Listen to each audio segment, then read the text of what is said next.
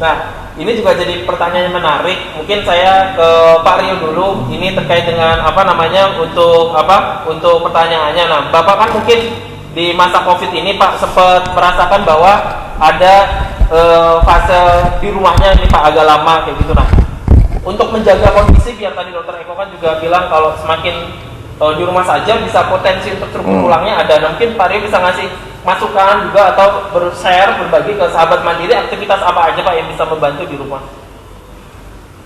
Kalau saya alhamdulillah saya pribadi nggak sempat merasakan fase di rumah ya. Wah, berarti langsung terus ya Pak? Karena saya setiap hari masih beraktivitas di kantor. Masih ya. Bukan saya bilang corona itu adalah teori konspirasi, bukan ya.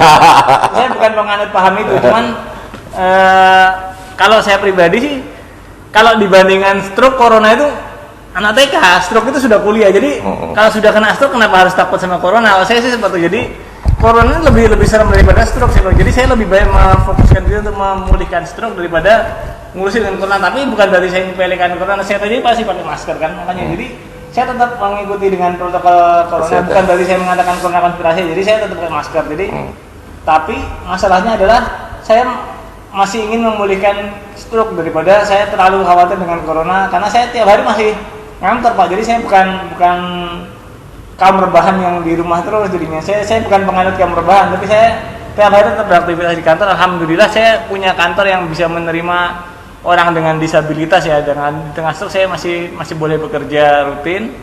Alhamdulillah saya syukur itu. Dan kenapa kok saya tetap terapi di Mandiri? Ya karena saya juga melihat di Mandiri meyakinkan Pak, dengan semua protokol yang ada, dengan semua kedisiplinan yang diterapkan cukup meyakinkan. Jadi untuk membuat pasien datang ke sini dengan tenang, tidak perlu khawatir. Jadi tidak dia was-was, tidak khawatir lagi bahwa di sini bakal ketularan corona dan sebagainya, tidak. Jadi itu yang membuat saya tetap satu sisi tetap ingin mengejar kesembuhan, satu sisi saya juga tetap selektif di mana saya harus terapi. Bukan berarti saya sembarangan terapi, karena makanya saya memilih di sini di Mandiri karena saya melihat sendiri di sini juga menerapkan yang tadi dibilang protokol itu, yang dibilang protokol kesehatan dan sebagainya itu saya lihat sendiri di sini diterapkan dengan disiplin. Begitu masuk aja saya sudah disemprot dan sebagainya. Jadi bahkan dulu di sini ada suntik vitamin C ya di sini. Terus sempat ada program itu dan sebagainya itu. Selain kita sendiri secara pribadi tetap mengkonsumsi vitamin dan sebagainya. Dan itu kan secara dari luar ya, yang dilakukan Mandiri kan dari luar. Tapi dari pribadi kita sendiri saya tetap membentengi, tetap minum vitamin, minum suplemen lebih banyak agar lebih kuat imunitas diri kita ya. Jadi itu. Jadi tetap beraktivitas bukan berarti tidak mencepelekan protokol kesehatan berarti ya. Tetap menjaga protokol. Ini bagus nih Pak Rio. Contoh baik ya dok yang bisa. Jadi satu, dia tetap melakukan kegiatan sehingga tidak sirkulasi darah berjalan. Kemudian tetap walaupun dia melakukan kegiatan pakai tetap protokol kesehatan. Yang kedua, kepercayaan diri muncul, tidak stres. Kita tahu kalau stres itu menurunkan imunitas. Imunitas itu makanan bagus untuk virus masuk dalam tubuh. Ini menarik dok, dokter bicara tentang stres. Beberapa memang ada juga sahabat Mandiri yang cerita dok ke kita karena di rumah saja itu stres dok. Nah mungkin bisa kasih tipsnya dari dokter sendiri bagaimana untuk kontrol stresor. Tipsnya tadi Pak Rio. Nah, itu udah. Contoh langsung itu. Jadi bagi sahabat Mandiri yang mendengarkan ini dan takut stres, contoh Pak Rio. Ya. Oke.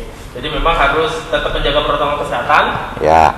Tetap juga beraktivitas. Betul. Jangan cuma tiduran aja. Betul. Tapi juga antara dan jangan lupa minum. Itu kadang-kadang kalau kerja di work from home itu kan udah duduk di komputer berjam-jam lupa. Ini menarik dok, bahwa kita akan bicara tentang balik lagi spesifik ke stroke-nya dok. Tadi dokter bilang bahwa ada gejala, mungkin sahabat Mandiri di luar sana bahwa bertanya-tanya dok. Tadi dokter sudah kasih tahu bifas. Cuman apakah ada ciri-ciri spesifik lain dok ini yang berhubungan dengan kebanyakan di rumah? Apakah dok saya merasa pegel-pegel, saya tiba-tiba merasa pusing, itu bisa jadi penanda stroke nggak sih? Ya, tadi bifas sudah suatu pedoman yang paling simpel. Ya, tadi kalau misalnya pegel-pegel, hati-hati COVID itu udah demam, pegel-pegel sendi, itu biasanya ada suatu proses infeksi. Nah, bagi kaum muda yang ada, kita juga harus lihat gejala COVID. kita juga melihat ada gejala neurologisnya enggak, itu penting digabungkan. Sehingga karena kita tahu bahasa COVID ini di berapa ada data yang nyatakan bahasanya di usia muda itu bisa terjadi. Kalau di Indonesia waktu itu kasusnya siapa ya?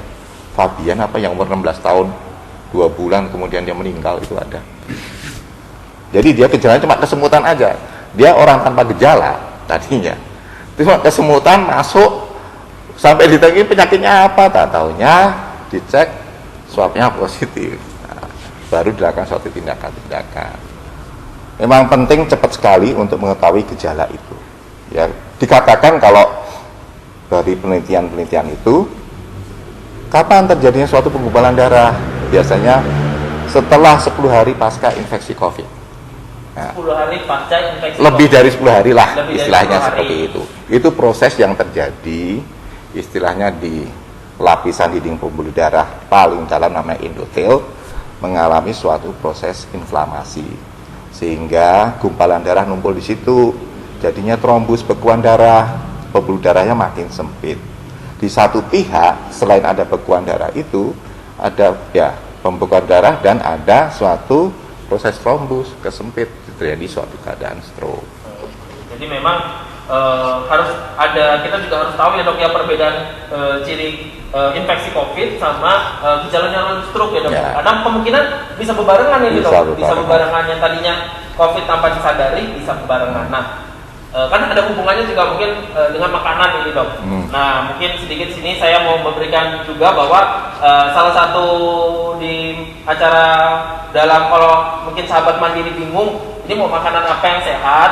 Nah kita di sini ada salah satunya yaitu Bumbu Hikmah, di mana itu masakan asli Indonesia dan juga dia dibuat tanpa bahan pengawet, bebas 4P, pengawet, pewarna, pemanis, dan dia itu bumbu instan yang kalau bingung misalkan kalau ke pasar bumbunya banyak MSG-nya. Nah, kalau Bumbu Hikmah itu tanpa pengawet buatan. Mungkin dari sahabat mandiri yang mau coba makanan sehat dengan rasa yang nikmat, silakan cek IG-nya di @Bumbu Hikmah. Dan untuk sahabat mandiri nanti kita buka sesi pertanyaan untuk 5 orang yang ngasih pertanyaan pertama akan dapat hadiah menarik nih. Tadi sudah disediakan dari Bumbu Hikmah, muknya sudah ada tulisannya I am mushroom survivor dengan kata-kata penyemangatnya.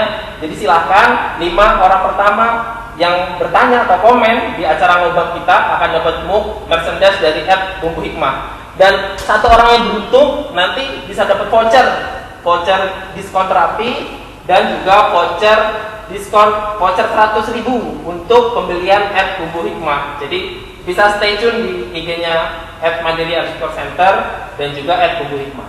Oke. Saya kembali lagi ke dokter terkait dengan stroke di masa pandemi ini dok. Menarik, sangat menarik dok. Saya juga baru paham, mungkin sahabat mandiri juga baru paham kalau ternyata tadi itu COVID bisa menjadi salah satu pemicu terjadinya stroke dok. Nah, yang menjadi problem kan seperti ini dok. Terkadang kita nggak tahu ini dok, orang tanpa gejala tiba-tiba ternyata dia terkena stroke. Nah membedakannya gimana dok dengan gejala COVID dengan gejala neurologis stroke dok? Jadi saya katakan dari orang tanpa gejala bisa menyebabkan stroke, berarti ada gejala neurologisnya. Paling gampang BIFAS. Paling itu. gampang. Jadi kalau misalnya saya nggak ada gejala seperti demam, nggak ada batuk-batuk, nggak ada bersin, nggak ada tenggorokannya sakit, tapi ada gejala kesemutan, misalnya ada gejala penglihatan kabur, apa-apa, ada ini lah, itu udah gejala stroke-nya, tetap harus berobat. Itu karena stroke adalah emergency case. Apapun juga penanganannya harus cepat. Tadi dikatakan ada suatu sumbatan, ada perdarahan gitu mas. Mas itu perdarahan ya? Perdarahan. Dengan faktor risiko hipertensi ya, seperti itu. Jadi kalau sebetulnya gini, memang saya selalu ngajari kenalilah dirimu sendiri. Ya maksudnya kadang-kadang kita menyepelekan, udah tahu tapi menyepelekan itu yang bahaya. Jadi kenalilah diri sendiri. Kalau memang tidak seperti biasa diri kita, coba cari tahu kita.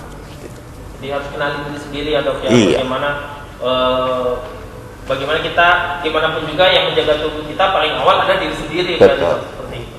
Oke, saya akan kembali ke Pak Rio sebagai salah seorang yang masih aktif ini Pak. Tadi Pak Rio bilang bahwa masih aktif bekerja, terus juga masih aktif untuk terapi kayak gitu, otomatis kan bekerja sama terapi itu bertemu orang banyak Pak, komunikasinya dengan banyak orang, dengan multi lapisan masyarakat. Mungkin tetap pakai masker, tetap menjaga protokol kesehatan, tetap yang di tempat yang dituju juga ada protokol kesehatannya. Cuman apa yang benar-benar buat Pak Rio, oh saya tahu ini saya memang harus tetap keluar, harus tetap beraktivitas seperti itu Pak.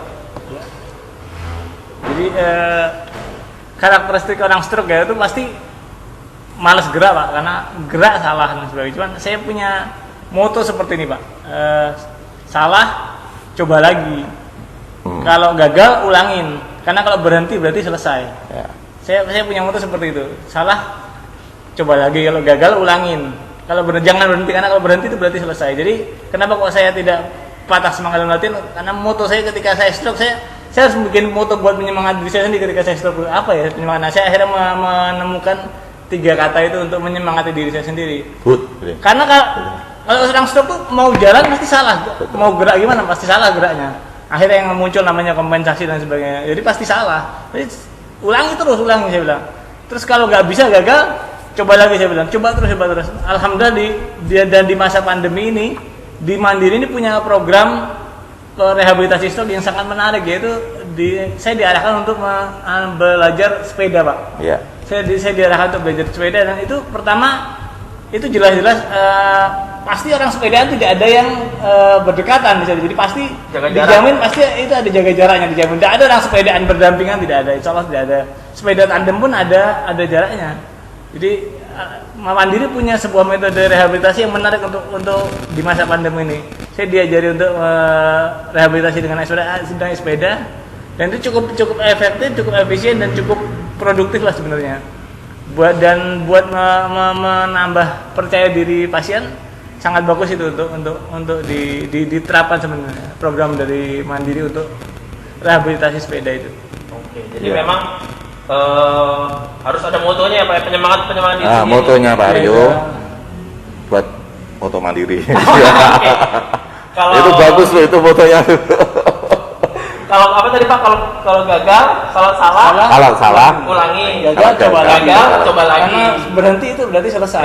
Berarti selesai. Harus diingat sahabat Mandiri, selain kita menjaga protokol kesehatan, motonya Pak Rio ini sangat menginspirasi dan sangat baik. Itu moto untuk orang stroke sebenarnya. Kalau orang normal nggak boleh begitu.